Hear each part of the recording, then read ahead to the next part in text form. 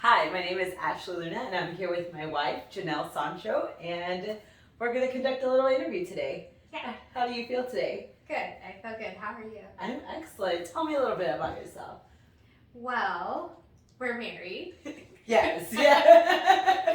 I am 40 years old and I am an environmental scientist. I work at Southwest Research and I've been there for 18 years now and I really love my job.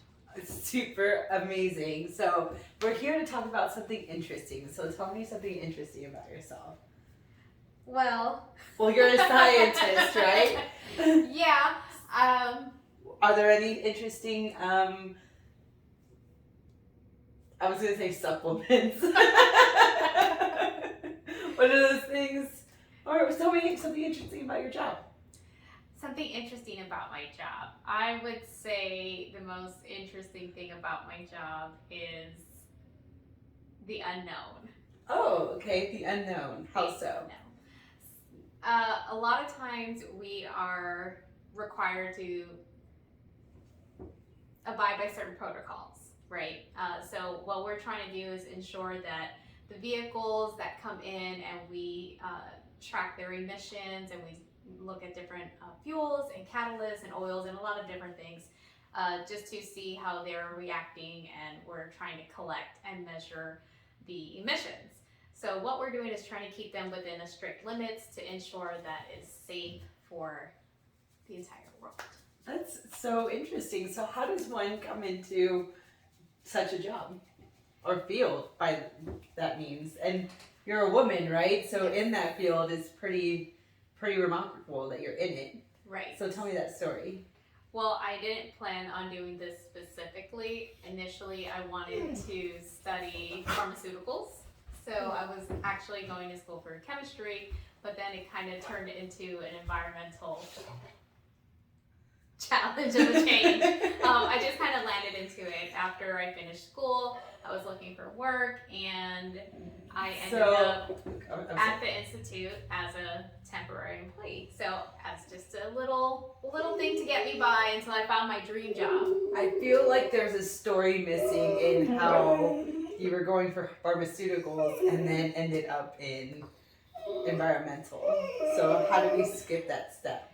Well, the short part that I just skipped over, I was looking for a job and it was very difficult to find work at that time. I couldn't find a job in the industry that I was looking for. Initially, I got a pharmaceutical tech because I thought that would be a great starting point. So I went to school and got a pharmacy tech certification, and I took a temporary job and just to get by and see how things would go. And I ended up at the institute as another temporary employee, again, to get me by. So I found the thing that I wanted to do, and then I ended up enjoying my time there and I stayed. What got you to stay there? I think the opportunity to grow into the position that I'm at now, which I actually didn't know would become available to me because it didn't exist. What do you mean it didn't exist? Well, my position was essentially made for me. That's amazing. Yeah. Tell me that story. I think my employers found an exceptional value in me that it just didn't have a name for at the time. That's so interesting. So it took a long time to find my way into the professional ladder where I am now. What would you say would be the biggest thing that you've learned in your transition? I would say the biggest thing I've learned is transitioning from someone who feels that starting out at a lower level is kind of where you are supposed to be, and not having the confidence to get to a dream goal, a dream position. I think there's probably a lack in self-confidence and just the ability within some people. I know I had that, and that's, I think, maybe why it took me a long time to get to where I am, because I struggled a lot with my self-confidence.